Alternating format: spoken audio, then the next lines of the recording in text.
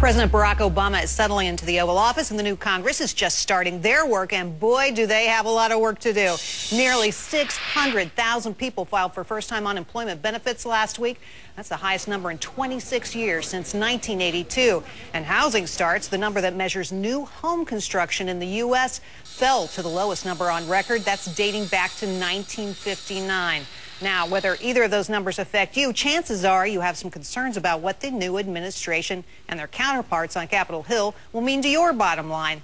Let's get right down to it. Manisha, you say that this isn't going to happen tomorrow, and certainly President Barack Obama has done nothing but dial back expectations. When can we expect that these improvements will actually help the economy? Well, it's really important for Americans to understand that we've got a two-step process going on. First of all, there's some short-term issues that we're going to deal with, jump-starting the economy. We've had kind of a financial heart attack, and now the defibrillator's coming in. But the long-term solutions, they're just going to take time. They've got to work their way through the legislative process. So what are you talking about, a year, 2 years, 5 years, 10? It's anybody's best guess. We're hoping within this, first 2-year period, we'll see some meaningful effects, but there are no guarantees. Okay, interesting stuff. So, Manisha, you're a fan of this universal mortgage tax credit. And just to be clear here, because we talk about deductions on the show all the time, but tax credits, dollar for dollar, reducing your taxes, where a deduction just reduces your total taxable income. What would this particular tax credit do? So this is huge because it broadens the true benefit of home ownership. What a lot of people don't realize is that mortgage interest deduction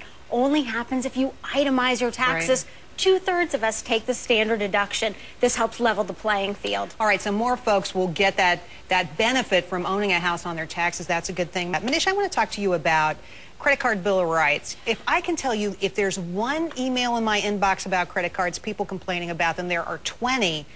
Is a bill of rights in the works, and what would it mean? Thank goodness it is smack on the center of the Obama agenda when it comes to this component of our personal finance. What it means to this is credit cards can again become your friend, not your foe. If we get rid of universal default clauses, which basically say you're late on any bill, your interest rate goes up. If we start having fair and timely crediting of credit card payments, if we cease to have interest rate charges applied to finance charges, these things will help Americans in spades. All right, well, lots of great conversation, guys. Really appreciate it. All right, I want to talk about a topic close to your heart, Manisha. That's financial literacy. If there's anything we've learned from this debacle, it's that Americans need to understand money better.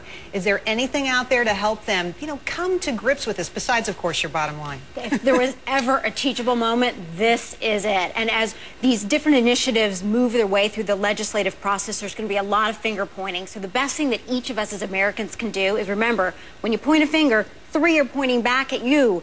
And so get educated about personal finance. The government has a wonderful website, mymoney.gov. It's only going to get better because the president has a council on financial literacy that's looking to make this an increasingly robust site where average Americans, we can go, we can learn what are some steps that we can take to get ourselves on the path to financial nirvana. Well, the path to financial, health would be enough, I think, here, Mike. But I want to say thank you to my panelists today. Really appreciate your help. Thank you so much.